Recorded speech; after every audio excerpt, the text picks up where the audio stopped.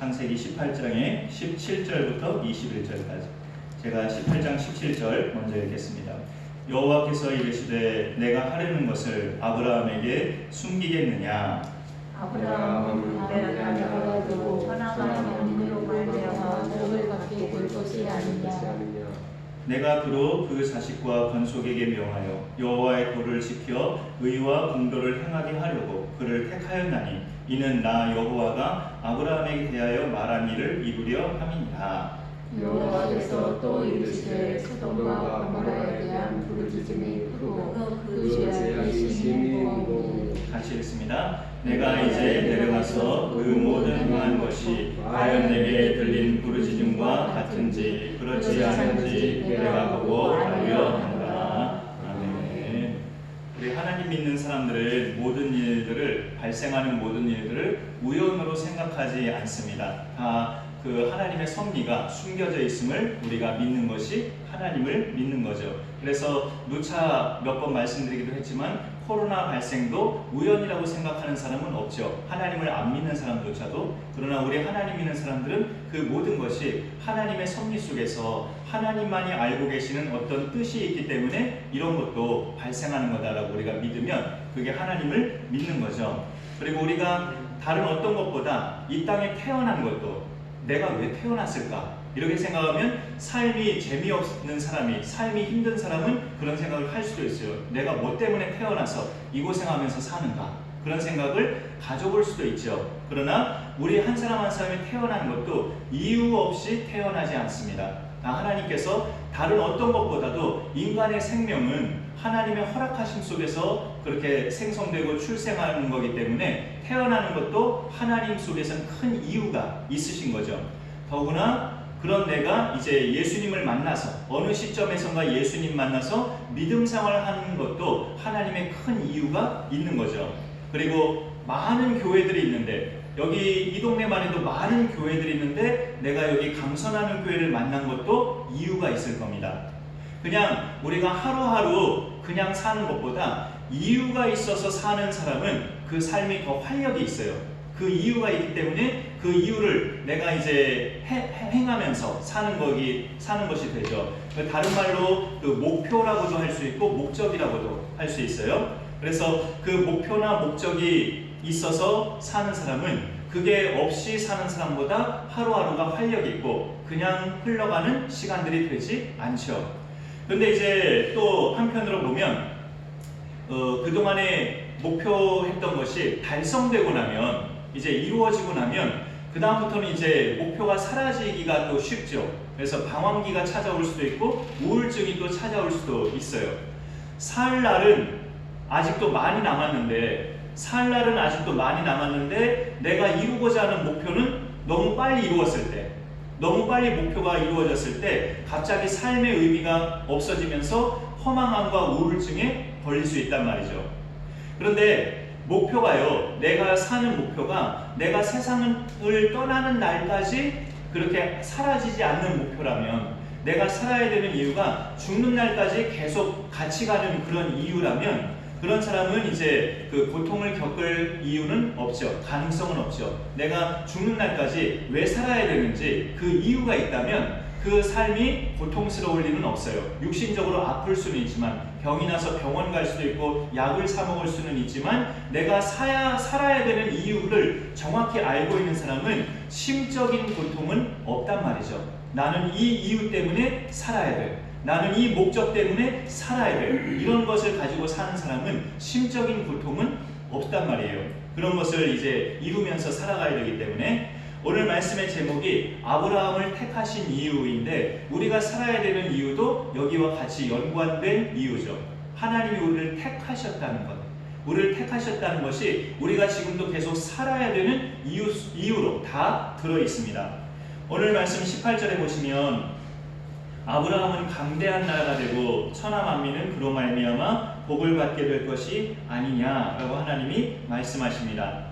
이 말씀 자체만 보면, 이 18절 한 절만 보면 하나님이 아브라함을 처음 부르셨을 때 하신 말씀과 비슷해요. 창세기 12장에서 아브라함을 처음 부르셨을 때 내가 너로 큰 민족을 이루고 너에게 복을 주어 내 이름을 창대하게 하리니 땅의 모든 족속이 너로 말미암아 복을 받으리라. 바로 지난 나눴던 창세기 12장 내용과 오늘 그 18장의 18절 말씀은 거의 내용이 비슷합니다. 그러나 아브라함이 강대한 나라가 되기까지는, 아브라함이 이렇게 큰 민족을 이루고 강대한 나라가 되기까지는 그 출발이 어디였냐면 가정이에요. 가정. 그래서 오늘 19절에 보면 19절 내가 그로 그 자식과 권속에게 명하여 여호와의 도를 지켜 의와 공도를 행하게 하려고 그를 택하였나니 라고 되어 있습니다. 그러니까 하나님이 아브라함을 택하신 큰 목적은 그 아브라함으로 큰 민족을 이루시려고 택하였는데, 아브라함이 큰 민족을 이루기까지 그 출발지가 어디냐면 가정이란 말이에요. 가정. 그 가정의 자식과 권속을 먼저 하나님 나라 백성으로 만드시고 나서 이제 그로 큰 민족을 이루게 하시는 데까지 뻗어 나가는 거죠.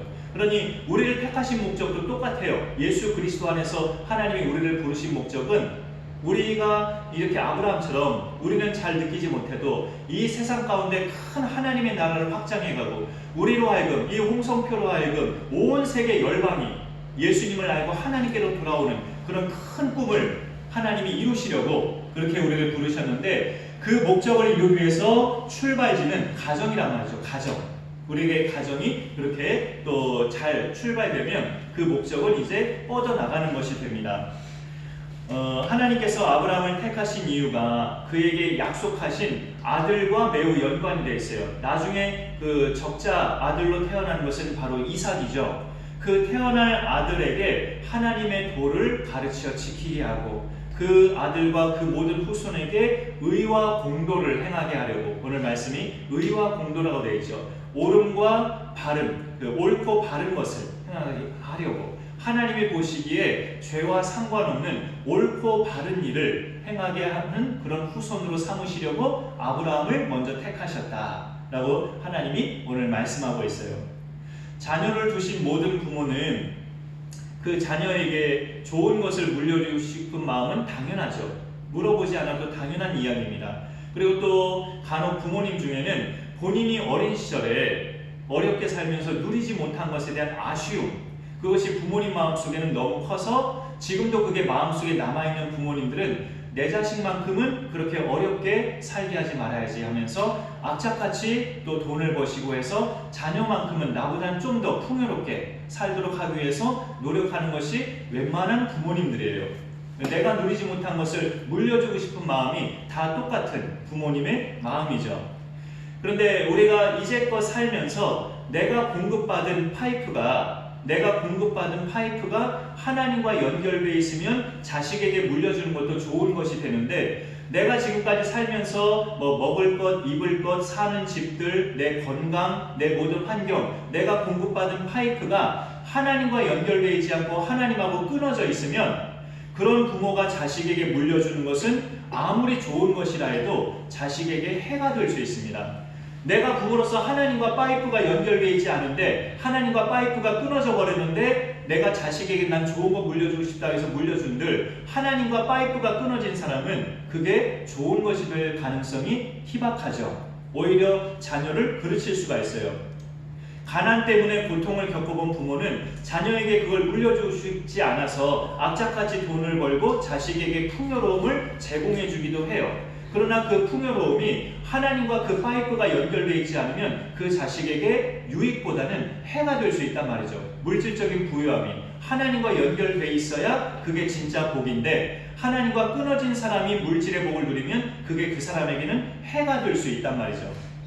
배움이 짧으신 부모님들은 자식만큼은 원 없이 가르치고자 하는 마음으로 등록금도 지원하고 아낌없이 지원하면서 본인이 배우지 못한 아쉬움을 자식을 통해서 많이 해소하기도 해요. 그러나 중요한 것은 인생의 마지막까지 허망함이 남지 않게 해줘야 됩니다. 인생의 마지막 순간까지 내가 이러려고 살았나? 내가 이렇게 남는 거 하나도 없이 이러려고 그렇게 악착같이 돈 벌고 그렇게 악착같이 배웠나? 하면서 그 자식의 마음에 그 마지막에 가서 허망함이 남지 않도록 해주는 것이 또 믿음의 부모의 역할입니다.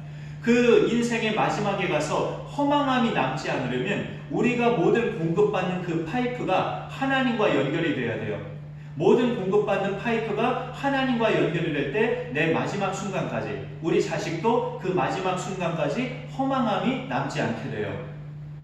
아브라함은 자기가 살아있는 동안에 많은 후손들을 보죠. 이삭도 낳았고 그 전에 이스마엘도 낳았고 또 그두라라고 하는 후처를 통해서 또 여러 자식을 또 낳아요. 그렇게 자기가 죽기 전까지 여러 아들들과 손자, 손녀들을 그렇게 태어나게 하셨는데 하나님이 주신 선물이죠. 그가 살아있는 동안에 부단히 하나님의 도를 가르쳐서 지키게 하고 옳고 바른 것을 행하는 하나님 나라 백성으로 네 가정을, 너의 일가를 하나님 나라 백성으로 삼아라 하는 목적으로 하나님이 아브라함을 택하신 거예요. 아브라함을 택하신 이유가 오늘 말씀에서 그렇게 설명이 되고 있죠. 그래서 하나님은 당신 소개를 하실 때 나는 아브라함의 하나님이요 이삭의 하나님이요 야곱의 하나님이라고 그렇게 소개하시죠. 출애굽기에서 모세의 나이 80세 되었을 때 떨기나무 불꽃으로 나타나신 하나님께서 자기 소개를 그렇게 하십니다. 나는 아브라함과 이삭과 야곱의 하나님이라고 이 3대의 이름을 하나님이 언급하셔요. 우리 장로님, 권사님, 저희의 가정마다 하나님이 여러분의 하나님이시면서 여러분 자식의 하나님, 여러분 손주의 하나님으로 계속 이어지는 복이 있기를 축원합니다. 그런 은혜의 복이 우리 가정마다 대대로 흘러갈 수 있기를 간절히 축원합니다. 오늘 말씀에서 자식이 이제 1차적인 범위고요. 그보다 좀 더 넓은 범위가 또 말씀 뒤에 바로 나오는데 권속이라는 말이 또 나오죠. 같은 그 19절 계속 보면 내가 그 자식과 권속에게 명하여 여호와의 도를 지켜 의와 공도를 행하게 하려고 아브라함을 택하였나니라고 말씀하고 있습니다. 자식을 포함해서 한 집안의 모든 식구들, 그 일가 모든 집안 식구를 권속이라고 부릅니다. 하나님이 아브라함을 택하시고 우리를 택하신 목적, 그리스도 예수 안에서 우리를 택하신 이유는 우리 가정의 모든 권속들이, 모든 식구가 하나님을 아는 자 되게 하라고 우리를 부르셨어요. 우리를 택하셨습니다. 내 자녀와 우리 집안의 일가 식구들이 진리의 말씀을 따라서 그 머릿속에 생각하는 것들, 또 세상을 보는 눈, 그리고 입에서 나가는 말, 그 다음에 행동, 그 다음에 어떤 선택할 일이 생길 때마다 어느 쪽을 선택해야 하는가, 또 다른 사람들을 어떤 마음으로 대해야 되는가, 이 모든 것에서 예수님이 하신 것처럼 하게 만드는, 예수님이 하신 생각, 예수님이 하신 말, 예수님이 하신 행동을 그대로 우리 모든 집안 식구들이 예수님처럼 따라한다면 우리는 그들에게 하나님의 도를 잘 전한 거예요. 그 모든 가족들에게. 이들은 그런 모습으로 살아간다면 하나님의 도를 잘 행하면서 살고 있는 거죠. 그것은 하나님의 부르심을 입은 내가, 먼저 택하심을 받은 내가 그 부르심에 합당하게 그들 앞에서 살았다는 증거도 됩니다. 오늘 창세기 18장에 있는 이 말씀도 스케일이 굉장히 큰 내용이죠. 아브라함은 강대한 나라가 되고 천하 만민은 그로 말미암아 복을 받게 될 것이다. 천한 만민이 다 믿음의 백성들은 아브라함 안에 들어오는 그런 거대한 하나님 나라 백성이 된다는 거죠. 강대한 나라, 천하 만민 하면서 굉장히 하나님 스케일에 맞는 그런 큰 표현을 하나님이 하고 계셔요. 그런데 이런 그런 도구가 되기까지 그 출발은 아까 말씀드렸죠. 가정이에요. 가정에서 그 출발이 된다는 것을 우리는 항상 기억하면서 내 가정이 하나님 나라가 되어야 이런 아브라함에게 약속하신 큰 스케일의 약속이 우리를 통해서도 하나님은 이루신다는 것을 우리가 늘 기억하면서 살아야 되겠습니다. 오늘 창세기에 나오는 이 말씀 못지않게 또 스케일이 큰 말씀 하나를 또 든다면 신명기 28장에 축복과 저주가 나뉘어진 그런 긴 말씀이 있죠. 축복은 불과 한 14절 정도밖에 안 되는데 저주에 대한 내용은 무려 4배에 해당하는 긴 그런 말씀이 나오고 있어요. 그만큼 인간이 하나님 말씀에 불순종할 가능성이 훨씬 많기 때문에 네가 내 말에 순종하지 않으면 이러한 저주를 받으리라고 하나님이 더 단호하게, 더 많은 것들로 세세하게 말씀을 드리는 거예요. 그런데 이제 그것을 시작하는 신명기 28장 1절을 보면 굉장히 스케일이 큰 말씀이에요. 그것도 네가 네 하나님 여호와의 말씀을 삼가 듣고 오늘 네게 명령하는 그 모든 명령을 지켜 행하면 네 하나님 여호와께서 너를 세계 모든 민족 위에 뛰어나게 하실 것이라. 네가 내 말을 지켜 행하면 너를 세계 모든 민족 위에 뛰어나게 하실 것이라. 정말 하나님의 스케일다운 굉장히 큰 말씀이죠. 큰 복을 약속하신 거예요. 그리고 그렇게 1절이 하나님의 선포의 말씀이 이어지고 신명기 28장의 그 뒷절을 쭉 보면 뭐에서 복을 받고 뭐에서 복을 받고 뭐에서 복을 받고 계속 줄줄이 이어지는데 그 앞부분은 주로 집안과 관련된 복들이에요. 그 앞부분은 네 몸의 자녀가 복을 받고 네 토지의 소산이 복을 받고 네 짐승의 새끼와 소와 양의 새끼가 복을 받을 것이며 네 광주리와 떡반죽 그릇이 복을 받을 것이라. 네가 들어와도 복을 받고 나가도 복을 받을 것이라. 그 복 받을 거란 내용의 그 초반부는 주로 집안과 관련된 복들이란 말이죠. 그러니까 우리가 큰 민족을 이루는 그 복이 이루어지려면 집안에서 잘 출발해야 된다는 것을 여러 말씀에서 우리가 알 수 있는 겁니다. 그 뒤로 계속 많은 복들이 이어지지만 가장 우선적으로 집안과 관련된 복들이 먼저 쭉 나오는 것은 우연이 아닌 것을 우리가 생각해 볼 필요가 있죠. 그래서 거기 신명기 말씀이나 오늘 창세기 말씀이나 우리가 알 수 있는 것은 하나님이 아브라함을 부르신 이유, 하나님이 우리를 부르신 이유는 너희 집안에서 먼저 하나님의 나라가 이루어지고 그러고 나면 내가 약속한 말대로 세계 모든 민족 위에 뛰어난 백성으로 너를 세울 것이다. 하나님이 그렇게 명령을 하시는 거죠. 집안에서 하나님 나라가 이루어지는 방법이 뭡니까? 성경에서 알려준 대로 부모님 공경하고 아내를 사랑하고 남편에게 복종하고 자녀를 노엽게 하지 않고 주님의 교훈과 훈계로 양육하고 형제간에 우애하고 이렇게 행하면서 말씀대로 행하면서 집안에서의 하나님 나라를 먼저 이루어가면 아브라함처럼 큰 민족을 이루는 도구로 하나님이 다 세우신다는 거죠. 무엇보다 아직 믿음이 없는 식구들, 아직 예수 믿지 않은 믿음이 없는 식구들을 내가 주님을 섬기듯 그 영혼들을 섬기면서 내가 먼저 받은 하나님의 사랑을 그들에게 끊임없이 나누어주면서 결국은 그 믿음 없는 식구들을 예수께로 오게 하면 집안에 하나님의 나라가 이루어지는 거죠. 그래서 우리 가정이 하나님 나라가 이루어지면 우리 가정이 먼저 복을 받고 가정이 복을 받으면 교회가 복을 받고 교회가 복을 받으면 이 지역들이 복을 받고 지역이 복을 받으면 이 나라가 복을 받는 그런 운송으로 계속 물결이 흘러가는 겁니다. 어느 부인이 남편 구원을 위해서 눈물을 흘려 기도하고 갖은 노력을 다했지만 남편은 교회 나올 생각을 꿈쩍도 안 하고 냉담하기만 해요. 그래서 이 부인이 목사님을 찾아가서 상담을 합니다. 목사님, 제가 할 수 있는 것은 진액이 빠지도록 다 했는데 이놈의 남편이 꿈쩍도 안 하고 주님께로 나오지 않습니다. 제가 뭘 어찌하면 좋을까요? 하면서 목사님에게 하소연하듯이 상담을 요청하는데 목사님이 그 부인 집사님에게 이렇게 말을 합니다. 이제부터는 남편에게 하나님 이야기하는 것은 줄이시고 하나님께 남편 이야기를 많이 하십시오. 자꾸 남편에게 설교하지 마시고 하나님께 울부짖으며 기도하십시오. 믿지 않는 가족들에게 설교하는 시간 줄이시고 그들을 놓고 하나님께 말하는 시간을 늘리십시오. 그리고 집사님이 달라진 모습을 그들에게 보여주십시오. 집사님이 변화되신 모습으로 그들에게 부드럽게 다가가십시오. 그리고 인내하면서 기다리십시오. 모든 일은 때가 있고 그 모든 때는 하나님이 정하십니다. 이렇게 답변을 드렸다는 거예요.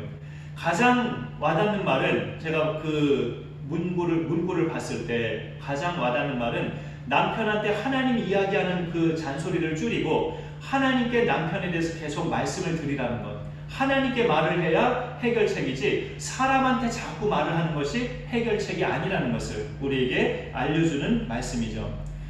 그렇게 해서 가정의 복음화가 이루어지면 가정에서 하나님의 나라가 시작되면 오늘 아브라함에게 하신 말씀 또 이스라엘 백성에게 하신 말씀 너를 세계 모든 민족의 뛰어난 민족으로 삼을 것이고 세계 모든 민족이 너로 인하여 복을 받을 것이다. 이 큰 스케일의 말씀은 이루어진다는 거예요.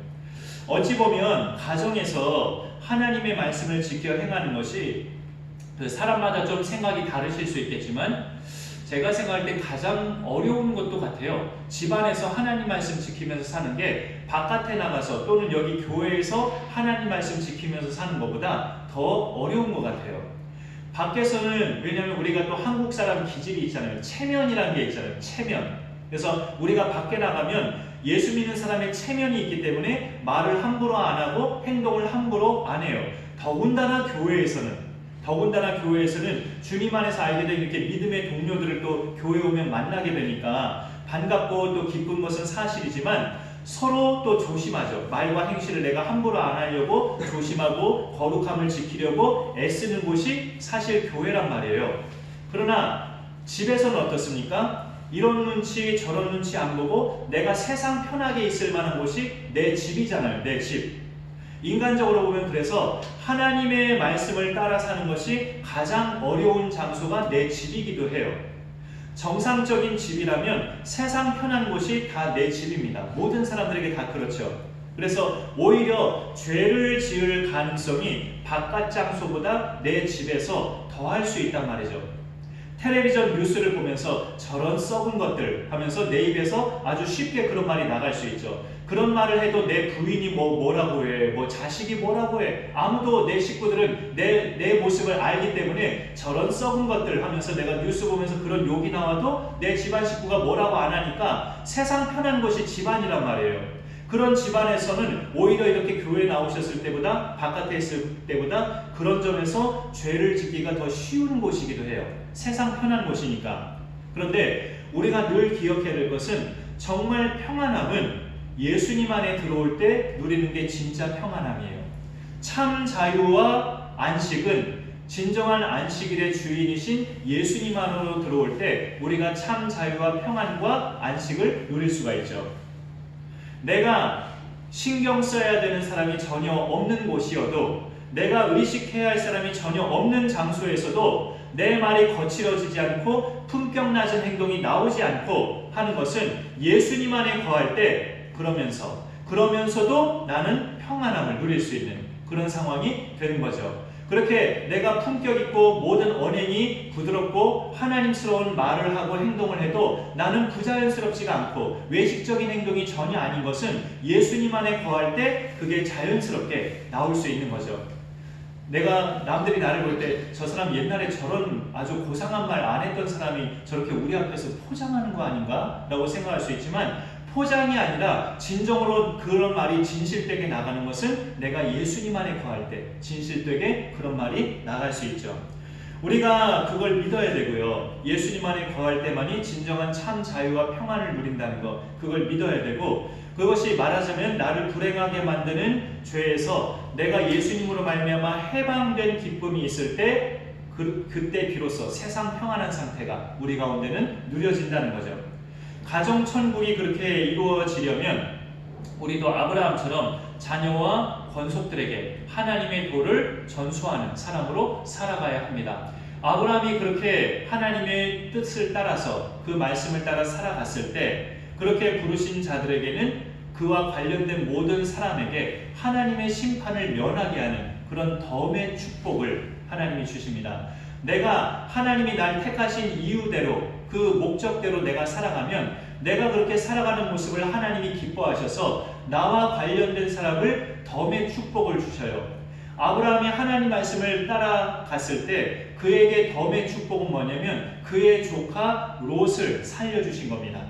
오늘 말씀 18장 17절에 여호와께서 이르시되 내가 하려는 것을 아브라함에게 숨기겠느냐? 하나님이 뭘 하시겠다는 겁니까? 소돔성을 멸망하실 거라는 예고를 하시는 거예요. 이 다음 19장에 보면 소돔과 고모라가 불과 유황으로 멸망당하죠. 그 사건을 하나님이 아브라함에게 미리 알려주신 거예요. 내가 택한 내 사랑하는 아들 아브라함, 내 말을 순종하며 믿음으로 따르는 이 귀한 아브라함에게 내가 하려는 일을 숨기겠느냐?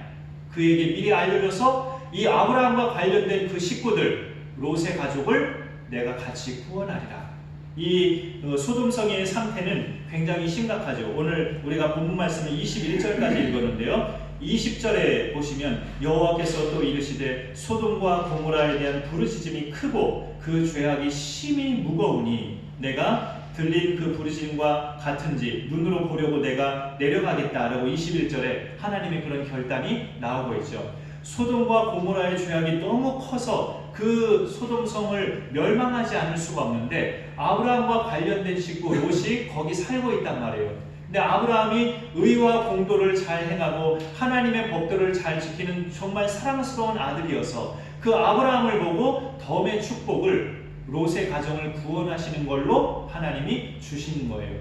오늘 말씀을 우리가 그렇게 보면서 이렇게 부르신 자의 답게 우리가 하나님의 부르심을 입었잖아요. 창세전에 택하심을 받고 그 이유를 우리가 잘 알고 그 부르심의 목적답게 살아가면 우리만 복되게 하는 것이 아니라 덤의 복을 하나님이 주십니다. 내 살아가는 모습을 보면서 내 어떤 형제, 내 친척, 나와 관련된 직장의 어떤 동료 이런 사람들을 하나님께서 예수 안으로 부르시는 복을 같이 주신다는 거죠.